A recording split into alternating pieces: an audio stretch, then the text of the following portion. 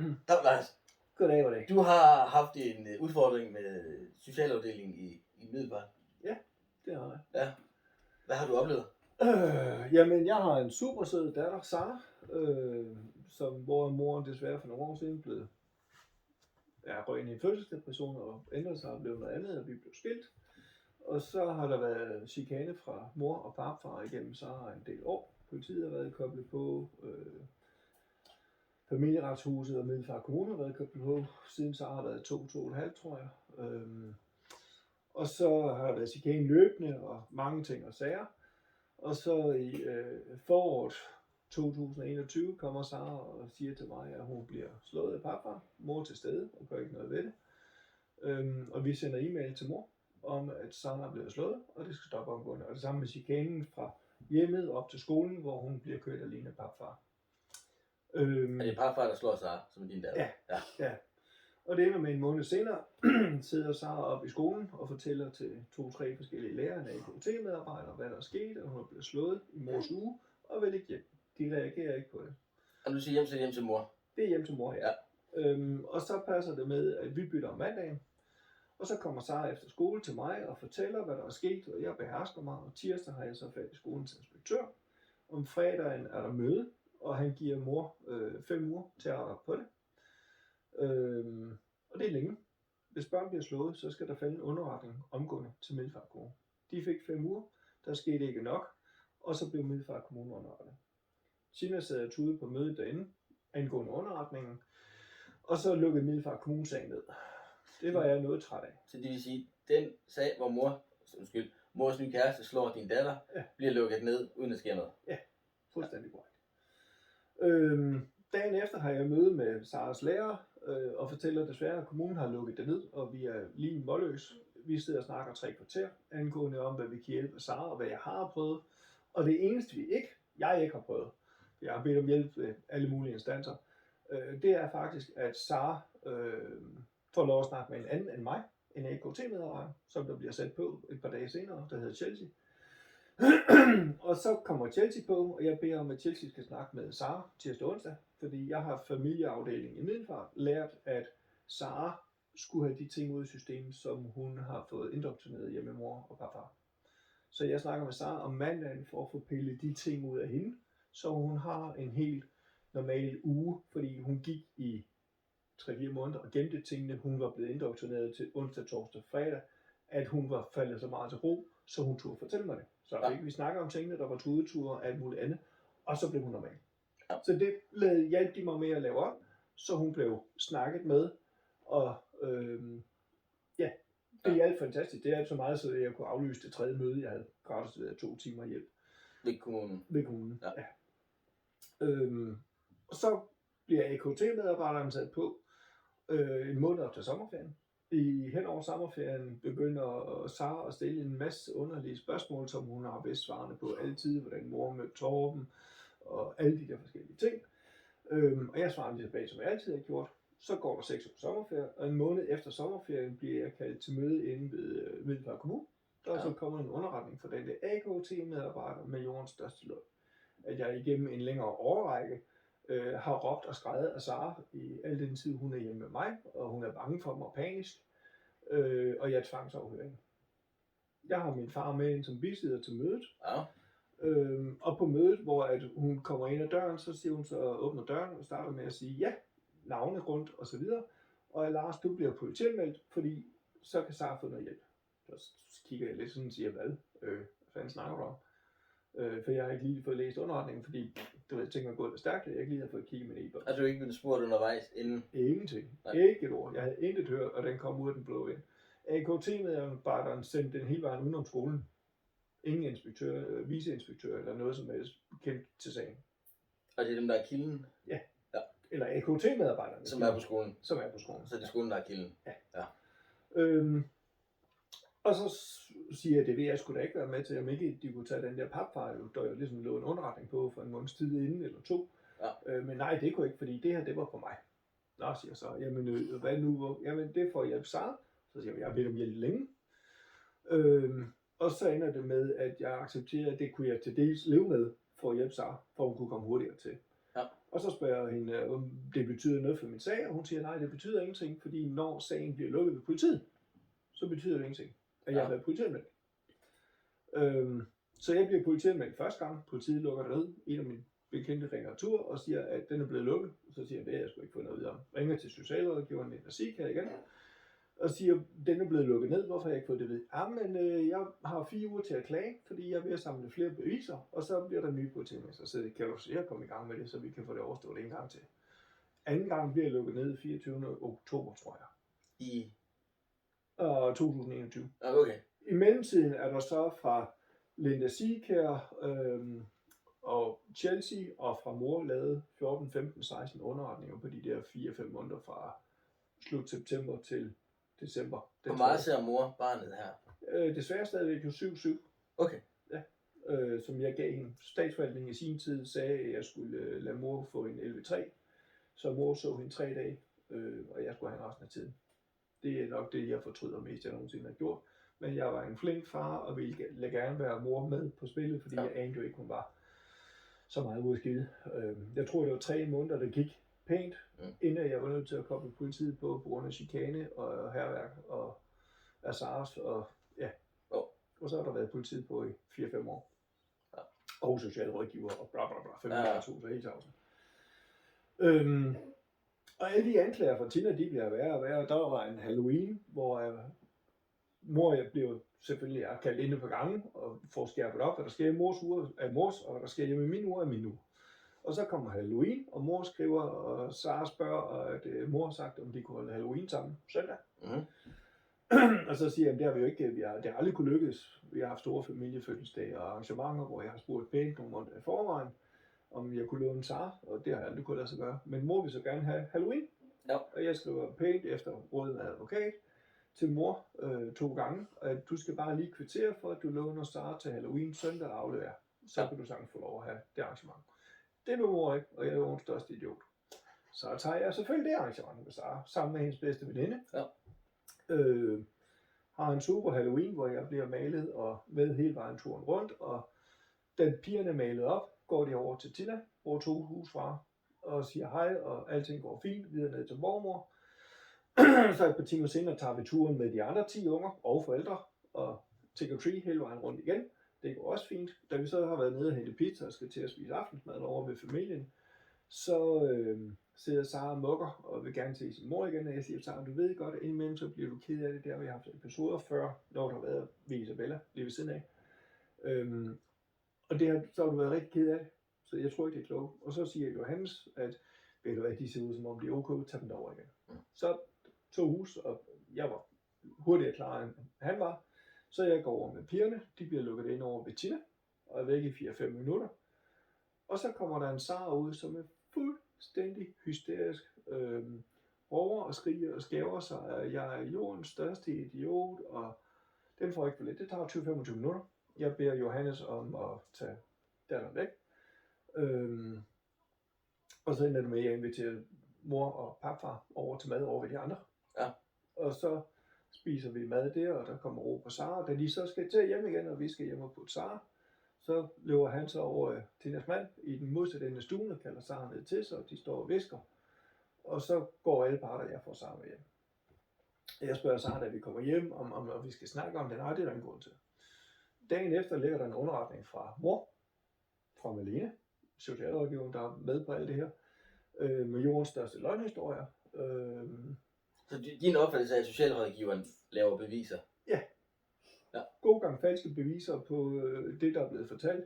Og Sara fortæller selv til socialrådgiveren, at det der, hun var blevet kaldt ind til, det var, og det står i journalen, at hun var blevet lovet, at hun ville blive hentet kl. 10 i skolen af mandens forældre. Ja.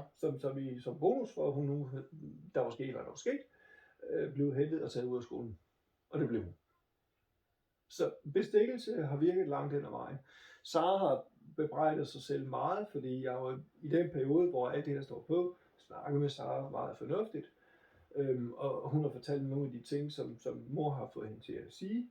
Og jeg siger sammen, det ved du jo godt, det er løgn. Jamen, nå. Og så viser det sig nu her, efter Sara stak af, efter jeg var blevet fjernet som forælder, det hele gik op for Sara. Og det er det, der er nyt? Det er det, der er nyt henover her i 21, ja. Fordi jeg bliver så fjernet som forælder på alle de der falske løgne og underretninger, og de bruger faktisk familieretshuset. Hvordan finder du ud af, at du bliver fjernet?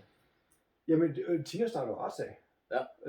3. december vælger endnu en gang løgn fra Tina, med store klage ind til familieretshuset, kommunen og det hele, som så har hørt også har dementeret. Så bruger de familieretshuset de 2 politianmeldelser fra Linda Sikær mod mig. Som blev afvist. 24. oktober nummer 2. Ja. 3. december bliver de brugt som grundlag, plus Tinas yderligere underretninger bliver brugt som grundlag til at fjerne sig. Har du høring? Ikke skid. Så den dom, der falder over dig, har du ikke mulighed for at forsvare dig selv? Ikke spor. Hvad tænker du om det, og det danske retssystem, når det sker? Det er fuldstændig fucked up. Havde du forventning om, du havde ret til at forsvare dig selv i en dansk retssag? Absolut. Altså, og min advokat, der har været med siden jeg blev skilt i 14, har jo været med hele vejen igennem og har set alle beviser og underrettet.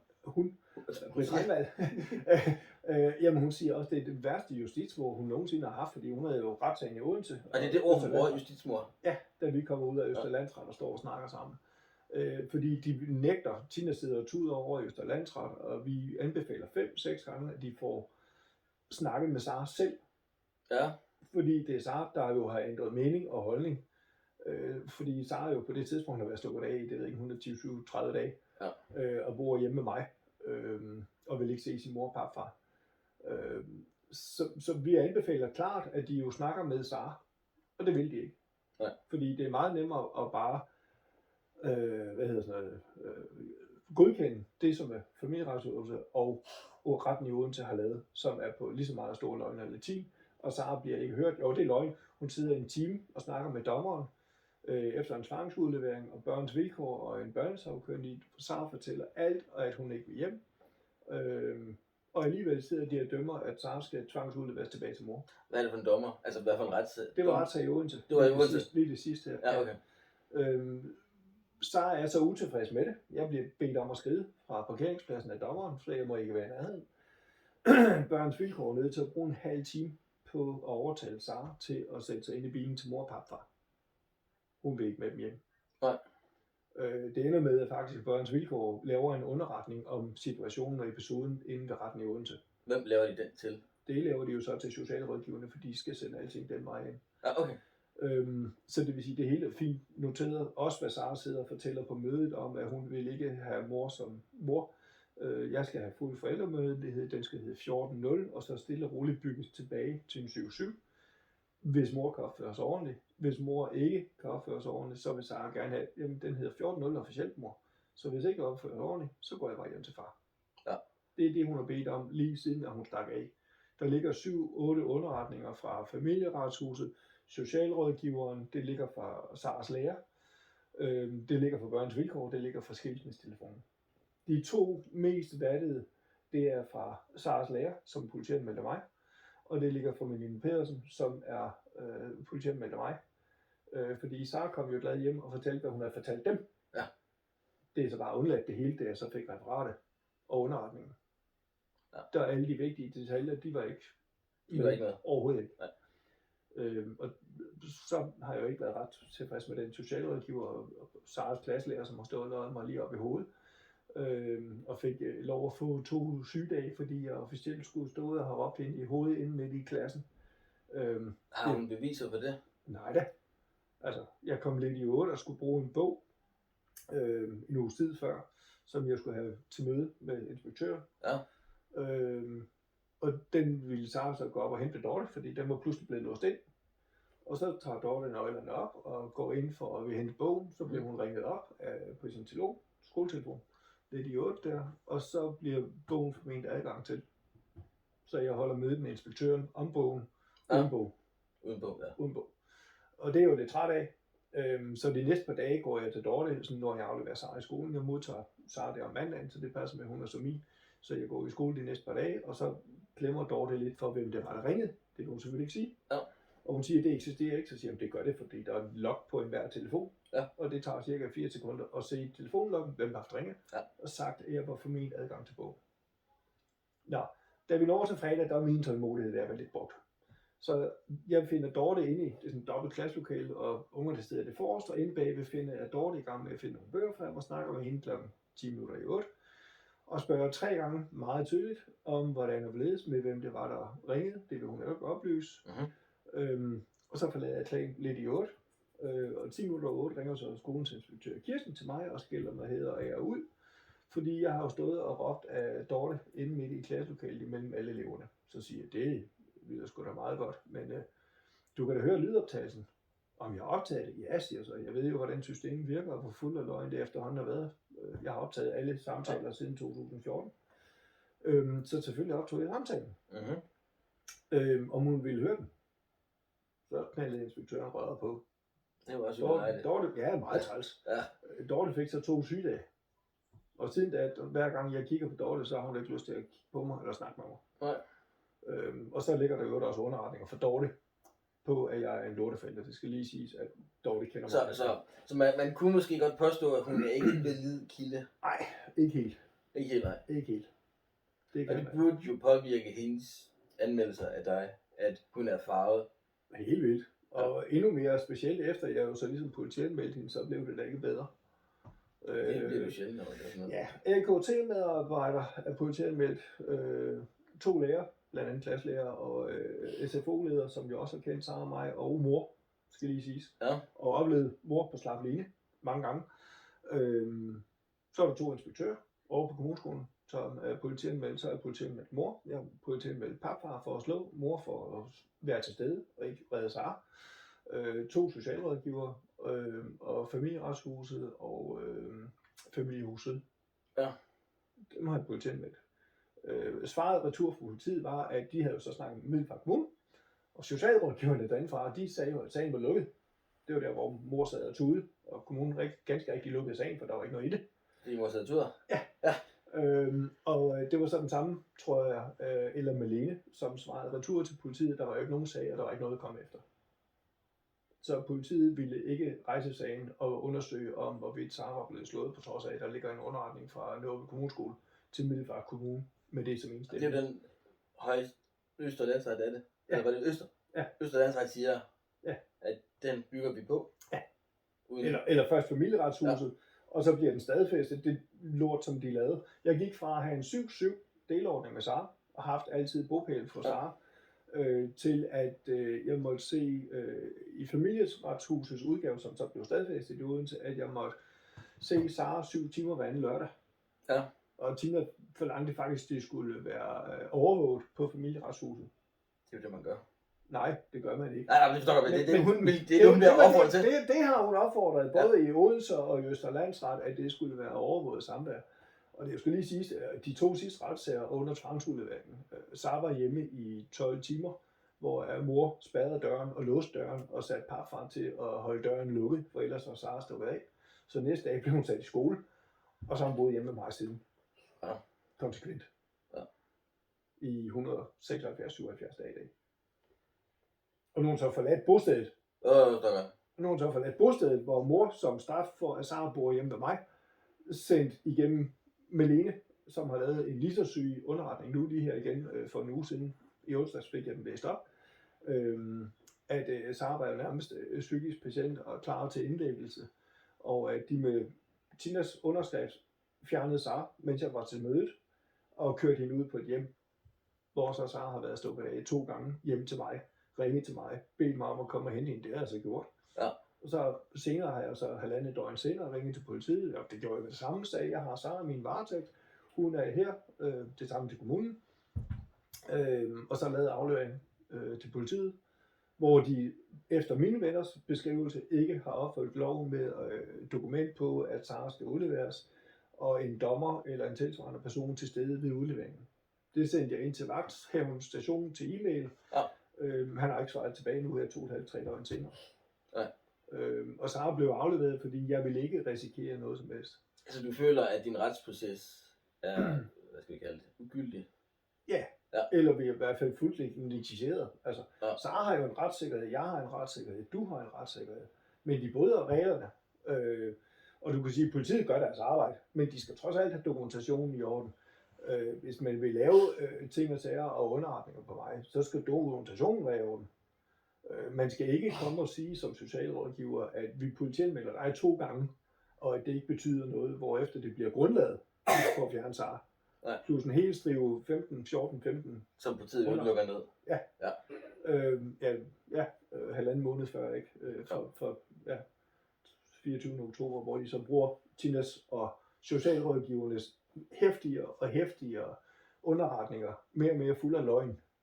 Snorlige, og jeg har dissekeret dem alle sammen med socialrådgiverne. Plus at jeg bad jo med det samme om alle underretninger, skulle jeg have øjeblikkeligt, og jeg har ventet i op til 8 uger på at få dem. Ja. Hvis det er underretninger om noget, der sker hjemme med mig, og jeg skal rette op på noget som helst, så skal jeg gerne have dem med hånden. Det er svært at gøre noget, som ikke ved det. Ja. Og nu den underretning, som det sidste bygger på fra sidste uge onsdag, der kom jeg jo til at spørge på, hvornår den var lavet fra og til. Fordi Malene på mødet jo sagde, at det har været op til flere møder. Ja. Med hendes chef, Karen Gerdes, og skolechefen oveni, Jørgen Nielsen. Så jeg siger, jamen så er den klar til, den ligger i min e-boks. I en redigeret udgave, fordi jeg er blevet fjernet som forælder, så det vil sige, jeg må ikke se alt det, der omhandler mor. Nej, det kan jeg godt se. Den var ikke redigeret, og lå ikke klar. Så det skulle de først til at redigere, og jeg fik at vide, den fik jeg så allerede onsdag. Jeg fik den fredag kl. 16:17, hvor alle instanser, advokater, min og alle andre instanser, hvis jeg havde haft den, var blevet sendt ind øjeblikkeligt med en klage. Fordi hendes beskrivelse af Sara, det er alle de underretninger, som Sara jo ved alle instanser har indrømmet. Hendes påstand, det er jo ikke faldet ud af den sidste, så det er påstanden. Ja. Og hvor Sara jo indrømmet på de forskellige instanser. Familieretshus, børns vilkår med underretninger og skilsmistelefon, at det er lavet på løgn eller ting. Så har hun trukket sin udtalelse tilbage. Ja. Det er de samme underretninger, som der danner grundlaget for nu at lave den her tvangsfjernelse af Sara. Så mener du formentlig, at hvis du trækker en udtalelse tilbage, så burde man ikke kunne bruge dem længere? Altså, ja. Men Middelfart Kommune har jo så fuldstændig med vilje undladt at kigge på alle de underretninger, der ligger. Hvor Malene jo selv har lavet den ene, hvor hun så havde fjernet alt det ene, Sara havde bedt hende om at skrive. Og det samme med den ene, der ligger for hendes lærer. Der er også alt det gode, som Sara har sagt, det er også væk. Eksisterer ikke. Men for de andre instanser, der ligger der. Mm-hmm. Så det burde tælle, men det tæller åbenbart ikke. Nej. Så Saras retssikkerhed i min verden, den er jo fuldstændig fucked up. Den er væk. Den er væk. Ja. Altså, der er ingenting. Og netop, du kan sige, de siger jo alle sammen, at jeg er jordens største psykopat. Og hvis Sara i 168 dage kører forbi mors hus, fortsætter ned til mit hus, låser sig ind i mit hus og ringer til mig på arbejde, for jeg er på arbejde hver dag, og jeg sender Sara i skole hver dag, så er det sgu nok, fordi hun vil gerne være der. Ja, det vil jo være... Det var forholdsvis nemt at forestille sig, ikke også? Samtidig så kan du sige, at efter at børns vilkår Marianne, som jo ellers lavede underretning på ved tvangsfjernelsen, pludselig i en periode op omkring december, tror jeg det var, opad der, har 2 møder med Sara og Malene, hvor hun jo så, ligesom jeg har bedt om børns vidsider, fordi det var mig, der bad om at få dem på sagen for 1,5 år siden, der begyndte hun sammen med Malene at sige til Sara, under de der 1-2 timers møder, at Sara skulle tage hjem til mor. Ja. Det kommer Sara hjem til mig og siger, efter anden møde, at det har de faktisk sagt på møde sådan og på møde sådan. Jeg ringer øjeblikkeligt ind i løbet af cirka 10 minutter til børns vilkår, og fortæller, hvad der er sket, og 3 timer senere har far fået en ny besider. Hun blev fjernet omgående. Ja.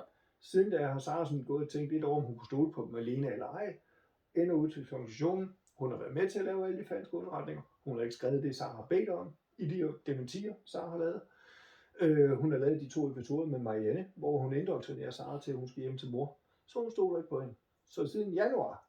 Så hende der indoktrinerer din datter, hun er offentlig ansat? Ja, socialrådgiver i Middelfart Kommune. Ja.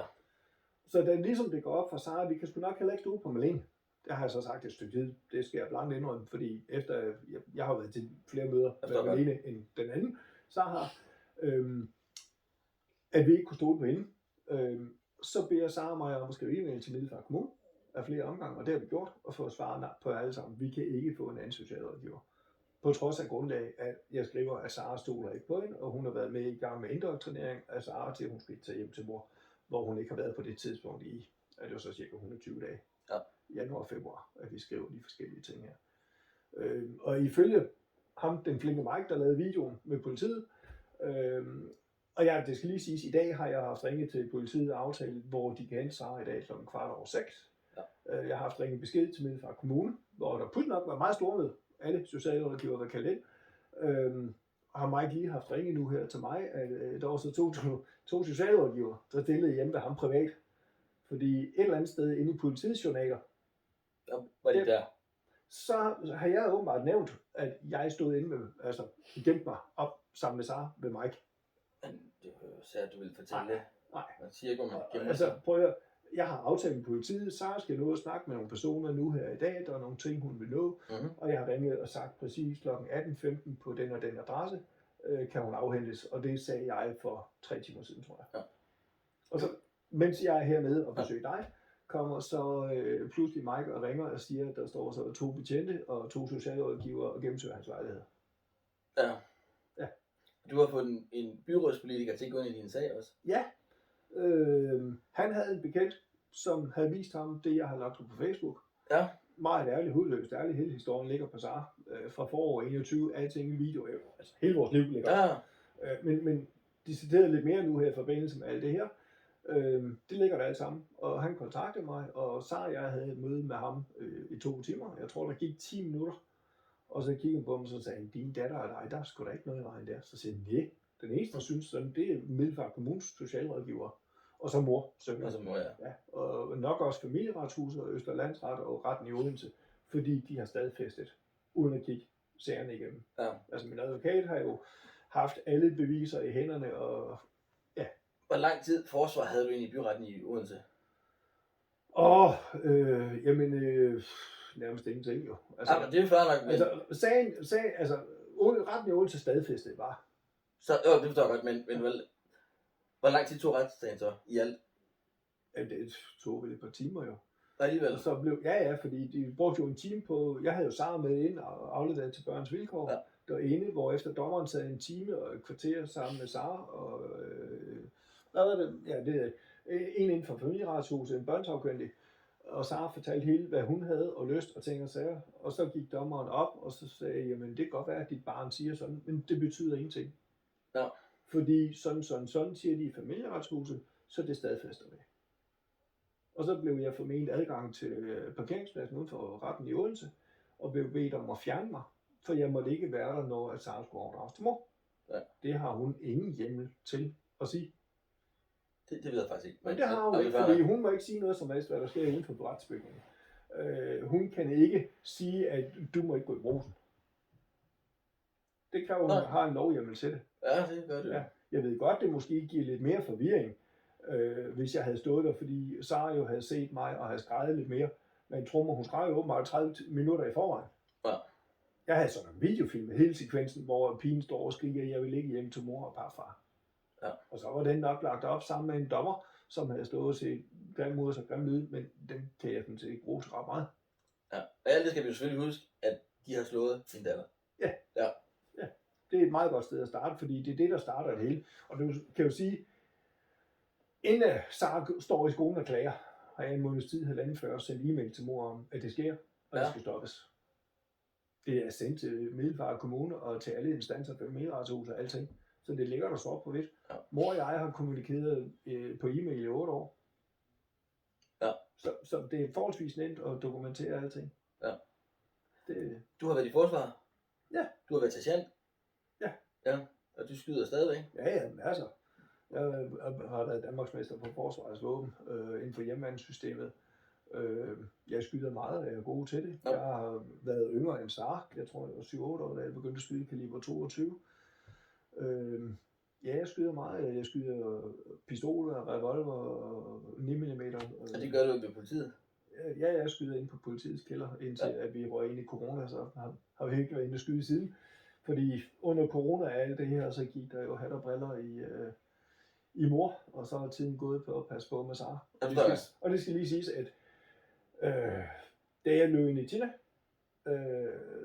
så har jeg ikke været sergeant siden. Har jeg været menig. Ja, det forstår jeg godt. Fordi som menig, så er det pisse sjovt. Jeg kan komme til alt det sjov. Jeg skal ingenting. efter det. Jeg siger farvel, og så går jeg hjem, og så tager jeg hjem. Og da der så gik hat og briller i Tinas og mit liv, på grund af Sara fødselsdepressioner og indlæggelse i 4 måneder og 6 måneders utroskab med en gift mand, 13 år ældre end mig, så har jeg brugt hele mit liv på at passe på Sara. Jeg forstår godt. Ja. Der er sådan set ikke noget at sige til det. Jeg har en datter. Hun er mega sød. Jeg har passet Sara siden, at Tina løb tør for mælk i en alder af 8 uger. Ja. Det var meget så man kunne faktisk sige, at du var primærmor. Ja, fuldstændig, fordi så blev syg, altså, så blev vores lokale lægehus koblet på, og vi begyndte at snakke om fødselsdepressioner ind over P et par gange, og Tina blev så stoppet i seng med en sovepille.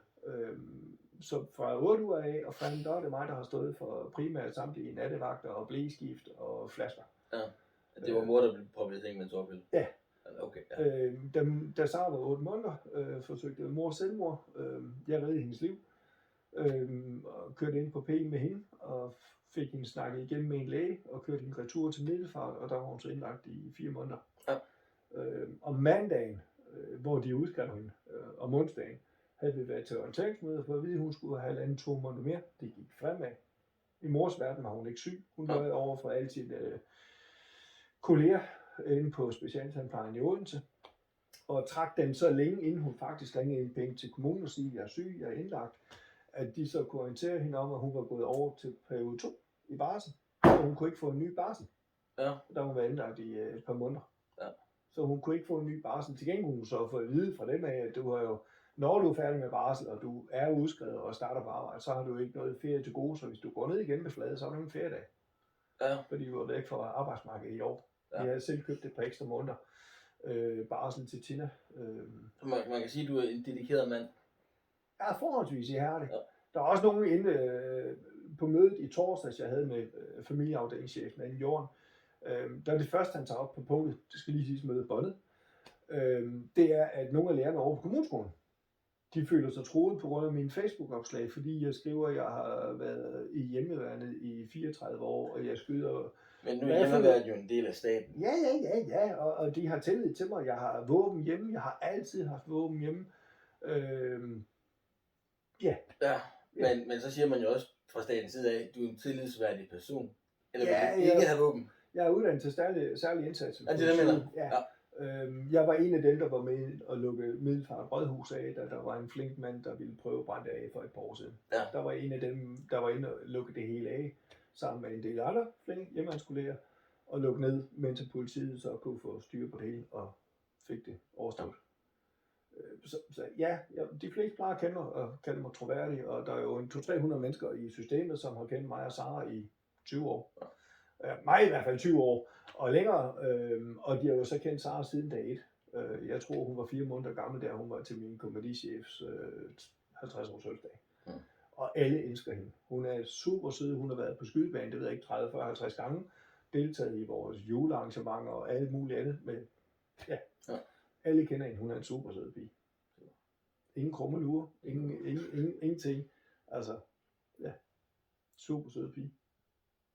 Så hende passer jeg på, og så kan det godt være, at der er nogen, der bliver utilfredse med noget andet. Det er i hvert fald noget lort at være socialrådgiver, og så løbe ind i en som mig.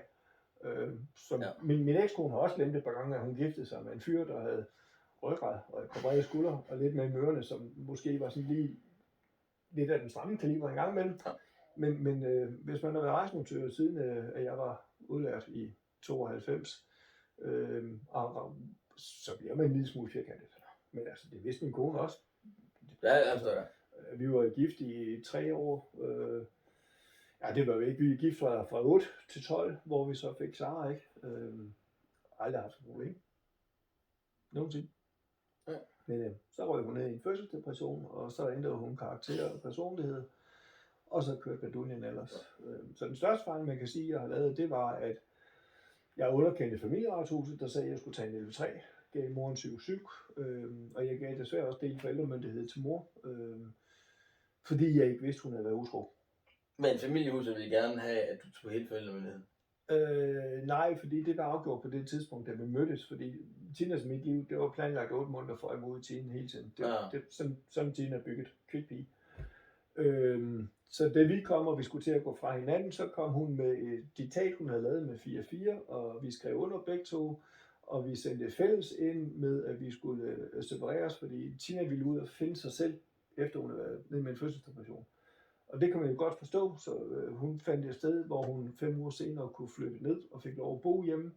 Og da hun skulle flytte, så tog jeg på skydedragt, blev det jo fra forsvaret, en hel weekend, og fik afrækket, mens Tina sammen med en veninde tog fra mit hus, hvad hun ville have med sig. Det gjorde hun. Og så bagefter sagsøgte hun mig for 250.000, selvom vi havde lavet ægtepagt, og hun havde efterladt det hele. Ja. Det hun ville have med, efter aftale og så videre. Og det kostede jo så også en tur i retten og alt muligt andet, og Tina fik at vide, at nej, de aftaler, der er lavet, de bliver holdt. Ja. Og det blev de. Så det har ikke været så nemt.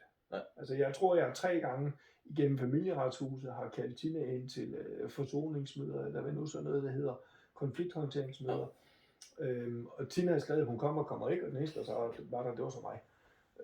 Tina har også flere gange på møderne til familieretshuset, fordi jeg var ikke sådan helt vildt fan af hendes nye mand, pudsigt nok, hvor hun har skrevet, at hun kommer alene. Så er mødet startet derinde på familieretshuset, og 2 måneder senere, så bliver han lukket ind som bisidder til hende. Ja. Og hvor jeg siger, prøv en gang, der ligger på e-mail her fra Tina, videresendt fra familieretshuset til mig, at vi holder mødet alene. Så jeg har ingen bisidder med. Ja. Så hvis han skal være her, så stopper mødet. Men nu var vi godt i gang, det er fint, siger så. Du kalder lige ind til et nyt møde. Og så har jeg bisidder med. Og så har jeg forladt mødestedet. Og det har Tina jo så klaget over, nu var vi jo i gang med et godt møde. Ja. Og så gik jeg. Altså det er også pissevise. Ja, det er det. Ja, men lige der, nej, der gav jeg sgu ikke lige at være i stue med ham. Jeg har flere videooptagelser, hvor han kører over i min vejbane med bil, kører ud for en ubetinget vigepligt foran min bil. Dem afleverer jeg sådan med jævn mellemrum på det tidspunkt til Middelfart politi, som så sendte patruljevogne ud og sagde goddag til Tina. Jeg er blevet anklaget af Tina på 15 punkter, blandt andet for at stjæle Torbens bil og hærværk og stjæle deres Facebook-kontor. Og i øvrigt så var det også mig, tror jeg, der havde tømt ham og konens økonomi. Konen var leder af en butik og passede den med 25 ansatte, og han stod i husets økonomi. I forbindelse med deres skilsmisse viste sig, at huset var tømt for værdier. Alting. Da hun fandt en telefon i skuffen, der var ved at løbe tør for strøm, så siger sådan en bip, sætter den på lydløs. Det er faktisk gamle kæreste, kone, må det være? Ja. Kone. Hun fandt den så i en sokkeskuffe, og fandt alle sms'erne, ringede til mig, og der lå alt det, men nu har vi ikke flere. Du har ikke din kone, din mand, og jeg har ikke min kone, fordi det her, det har stået på i en 6 måneders periode. Vi stod med beviserne i hånden, og jeg affotograferede det hele, så det har jeg også lidt med. Og så viste det sig jo i forbindelse med deres skilsmisse, at mens han bollede udenom af min kone, var han ude at købe en stor cabriolet til hende, og en stor cabriolet til ham, de skulle bruge til hundeudstillinger. Og ved forhandleren skulle de give 5% i lån, og Elisabeth skrev under på lån i frivilligen. Ja. Fordi det lå lige foldet rundt til en underskrift, så det skrev hun jo gladeligt under på, for de skulle have nye biler jo. Der hun lige holdt hans sølvbryllup på 50 års fødselsdag. Det viser sig i forbindelse med skilsmissen, det var 2 forbrugslån uden sikkerhed biler på 9,25 og 9,75, tror jeg det var, i rente. Ja, dyrlån. Det må siges. Uden sikkerhed i biler. Det skal lige siges, at begge biler var omregistreret i hans navn. Campingvognen stod i hans navn. 2 ekstra biler stod i hans navn. Hundetraileren stod også i hans navn. Så jeg sagde til Elisabeth, at det er noget lort det her, du skal til at styre dit liv selv. Om hun havde nem idé, så vi kunne komme ind og se, hvordan verden så ud. Det havde hun godt nok. Men det havde aldrig været aktiveret, for det var Torben, der stod for deres økonomi. Så jeg åbnede hendes nemme idé, der lå i en skuffe. Jeg åbnede konvolutten, aktiverede lortet, og så gik vi ind og så bank, og så satte hun sig til at tude, for alle pengene var ikke. Torben arbejder på teknisk skole i Odense i autobranchen som underviser. Elisabeth er som sagt bankchef, og de har i hvert fald minimum haft 800.000 om året. Ja. Så er der en rig. Hele økonomien er væk. Vi har aldrig fundet ud af, hvor pengene er blevet af. De er væk af det. Da så Elisabeth satte ham kniven for struben, og han blev sparket ud af døren, så var det også lige pludselig Elisabeth, der tømte postkasserne. Hvorefter hun jo fandt ud af, at der var i hvert fald 2 meget fine iPhones købt i hendes navn med hendes underskrift. Med et 400 kroners abonnement per styk, og der var der 2 kviklån og forskellige andre låntyper optaget i hendes navn med hendes underskrift. Hun kunne jo desværre ikke sagsøge ham for at tømme deres økonomi, fordi mens de har været gift i de der 25 år, har han jo selv haft fuldmagt til kontorerne. Ja. Så hun kunne ikke komme efter ham rent juridisk. Deres campingvogn blev de jo så i forbindelse med skilsmissen sendt ud til, at den skulle sælges, fordi hun skulle have penge, fordi det var hende, der betalte. Og det endte med, at Torben gik over til forhandleren i Ejby og stod og råbte og skabte sig så meget, så de udbetalte alle pengene til hende. Ja. Hendes penge til ham, så hun nåede aldrig få sine penge. Nej. Fantastisk. Virkelig retssikkerhed. Ja. Dygtig mand. Virkelig en, jeg har haft tillid til i mange, mange, mange år. Han har også været formentlig adgang til min grund, altid lige siden. Altså, Tina kan få lov at komme og aflevere, og det er det. Ja. Og ellers så skal de bare blive væk. Og derfor har jeg stadigvæk videoer liggende af, hvor han står og råber og skriger uden for mine vinduer, at men sådan er der så meget. Det kan det godt. Ja. Så skriv til Middelfart Kommune, borgmester, tv-aviser, radio, ugeblade, journalister, man overhovedet kan finde, fordi jeg har lagt op siden 29. januar, da Sara fik afslag på hendes ønsker. Der har jeg prøvet at søge folk, som har lyst til at hjælpe Sara med at få det, hun faktisk ønsker. Ja. Det er så ikke lykkedes. Men nu prøver vi på den her vej. Fordi alle de andre, de har jo så nægtet nu her de sidste måned, og vi hjælper Sara. Der snakker vi om familieretshuset, de vil ikke tage hendes sag op. De vil ikke hjælpe på skilsmissetelefonen. Børns Vilkår har en 3-4 gange sammen skilsmissetelefonen nægtet at hjælpe sammen med at lave underretninger siden den 29. januar. Så det vil sige, at de vil ikke acceptere jeres underretninger? Ja, men de vil slet ikke lave dem. Ja, det er jo det samme. Ja. Altså, Sara kom stortugende ind efter at have siddet og snakket med hende og bedt hende om at hjælpe med at lave underretning. Fordi der havde Sara jo fået at vide fra mig, at alt det, vi havde sendt ind med hendes ønsker, det var blevet afvist. Ja. Så hun vil jo gerne fortælle familieretshuset, kommunen og alle mulige andre, der skal hjælpe Sara, at nu har hun fået at vide, at det bliver aflyst, men jeg vil stadigvæk ikke hjem til min mor. Jeg vil stadigvæk ikke hjem til min papfar. Ja. Der er en grund til, at jeg har været de der små 120 dage på det tidspunkt hjemme med min far, og stadigvæk er hjemme med min far. Ja. Og nu 2 gange stukket af fra den institution, har ringet til mig og bedt mig om at komme med hensyn. Det har jeg gjort. Jeg må aflevere hende igen i aften, så må vi se, om politiet efter aftale med mig sætter dokumentationen, som jeg har bedt om, hvordan en udlevering skal gå, hvilke materialer de skal have med. Og hvis ikke de opfylder dem, så får de hende ikke med. Hvis de opfylder dem, så må de jo få Sara med hjem. Så vil nemlig gerne tvangsfjernes. Fordi hvis hun bliver tvangsfjernet, så skal alle offentlige instanser snakke med Sara, hvad hun gerne vil. Og så får hun høring. Og det får høring, fordi det er netop det, mor har sørget for nu her ved, at hun har lavet frivillig anbringelse. Så kan Middelfart Kommune, Middelfart og formentlig også jo ved hjælp af hendes advokat, som har anbefalet Tina, hvordan man gør, så har de kørt udenom hele familieafdelingen. Så I spiller simpelthen systemet for at få det til at give hende? Ja. Sara vil gerne høres. Hun vil gerne have lige præcis alt det, hun har prøvet de sidste 2 måneder, som de har nægtet hende igennem familieretshus og Børns Vilkår at hjælpe med. Det vil Sara gerne have noteret ned. Så hun venter på, at hun bliver tvangsfjernet i politiet, fordi så skal offentlige instanser snakke med hende. Og så skal Sara, og Tina skal jo så også forklare, hvorfor sidder dit barn hjemme med din far, eller eksmand, på 160 dage, efter at du har fået fuld forældremyndighed, 14-0, han må se hende 7 timer hver anden lørdag, og du er bopælsforælder. Hvorfor er dit barn hjemme med din far, eksmand? Ja. Eller hjemme med barns far, ikke? Ja, det er så. Så den må hun forklare sig ud af. Jeg kan godt forklare, hvorfor Sara sidder hjemme med mig. Hun har gjort det mange gange. Ja. Så det har de ikke lyst til. Heller ikke de der socialrådgiver, eller socialrådgivende chef, som jeg også har løjet mig lige i hovedet. Og faktisk i Karen Gerte, som er socialrådgivende chef, troede mig i 2017-18, da jeg prøvede at køre Tina ud, fordi hun i 1,5 år ikke lod Sara sove fredag eller søndag. Så jeg mandag fik et barn hjem, som sov 17-18 timer. Fordi hun ikke havde 3 dage. Fordi hun ikke havde sovet 3 dage. Ja. Mandag og tirsdag, hvilket jo gjorde, at jeg kunne ikke aflevere et barn i institution. Så hun blev afleveret kl. 12. Ja. Og hentet igen kl. 2, og så sov hun videre fra kl. 2 om eftermiddagen til kl. 20, hvilket stoppede i aftensmad, og så sov hun igennem onsdag, var hun ved at være sig selv. Der prøvede jeg at få fjernet Tina som mor, og fuld forældremyndighed til mig, for at redde Sara. Det ødelagde Middelfart Kommune ved hjælp af Camilla Markuslund, der lavede den mest fordækte, løgnagtige underretning om mig, hvorefter jeg sendte 80-siders klage ind til hende, og fik hende fjernet. Ja. Så røg hun over en anden afdeling med at fjerne børn, og det har hun så gjort derovre i stedet for. Ja. Men det er sgu lidt skidt, at man ikke kan stole på det system, der skal beskytte vores børn.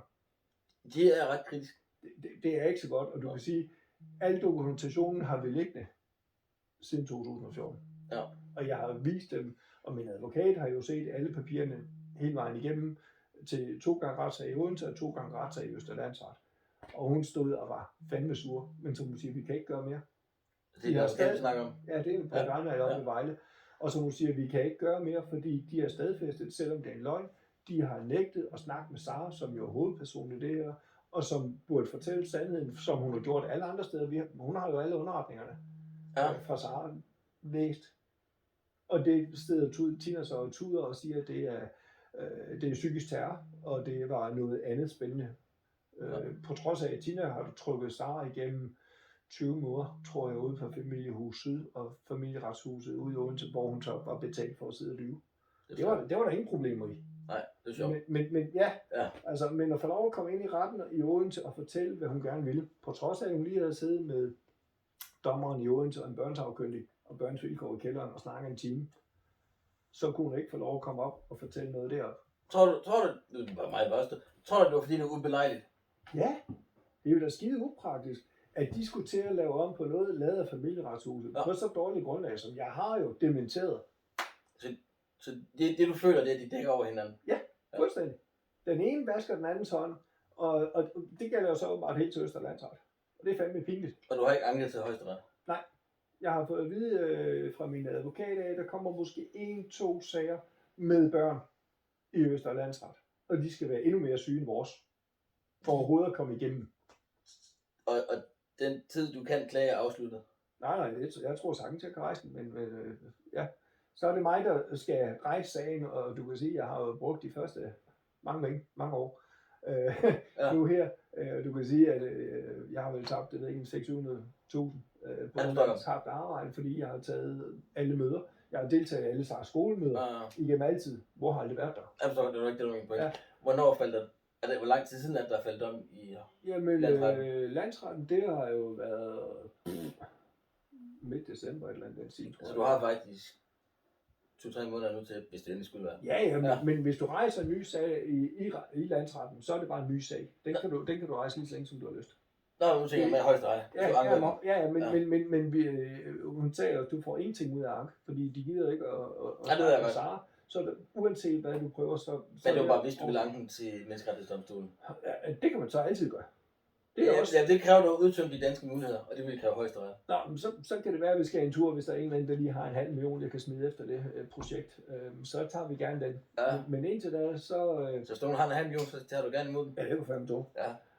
Og så kører jeg gerne sagen for Sara, fordi jeg har en der, hun er super glad for sin far. Har ikke nogen som helst problemer med sin far. Hendes eneste bekymring har været i de sidste 170 dage. Det er, hvornår mor igen får hendes angstcerner. Ja. Og Malene Pedersen. Så hvis du endelig skulle gøre det, så ville du køre den på justitsmord og fejlagtig retsførsel. Ja, og fejlagtige underretninger, som bliver brugt af nogle løgnagtige socialrådgivere til så at bruge og køre videre ind til familieretshuset. Det kan du så ikke bruge i... Nej, men ja, altså det er jo den vej, man skal igennem. Man skal starte ved roden. Man skal undersøge den første underretning, hvor jeg bliver politianmeldt på. Ja.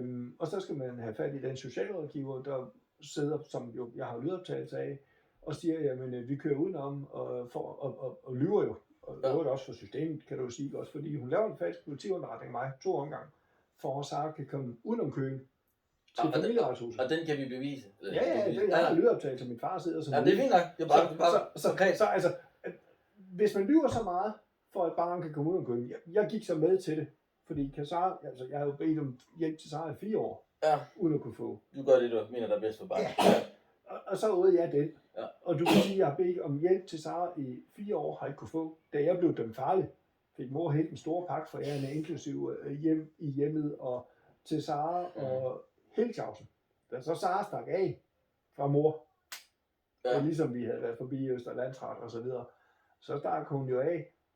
Ja. Altså jeg tror, der gik en uge fra dommen i Odense, at hun skulle hjem til sin mor. Jeg tror, det var den 15. at den blev afsluttet. Og den 23. kl. 18 om aftenen ringede Sara til mig og siger, at jeg stikker af. Jeg sad og spiste med kniv og gaffel ind i Odense. Så jeg smed helt lortet. Og så løb jeg hjem, og så kom der en pige cykle med en plastikpose på bagagebærten. Ja. Stortude. Og så boede hun hjemme med mig lørdag og søndag, og vi havde en super tur 2 dage i Odense Zoo. Søndag afleverede jeg hende igen kl. 16. Klokken 18 ringer Sara og siger, jeg kommer igen. de har ikke lavet andet råskrig af mig, lige siden jeg kom ind ad døren. At det har hun også fortalt. Det har hun fortalt alle steder. Samme aften til Børns Vilkår. Ja. Fordi der har de været yderst behjælpelige med underretninger. Og siden den 26. har Sara så boet hjemme med mig. Ja. Så det bliver spændende til, hvordan det udvikler sig. Ja. Og det kan de følge videre på din Facebook. Det kan de i hvert fald. Som hedder Lars Holmgaard inde på Facebook. Der sidder et super fint billede af mig og Sara som forside. Ja. Og den er frit tilgængelig. Man kan bare gå ind og kigge. Episoderne, vi snakker om nu her, som med slag i røven og så videre, de starter foråret 2021. Super.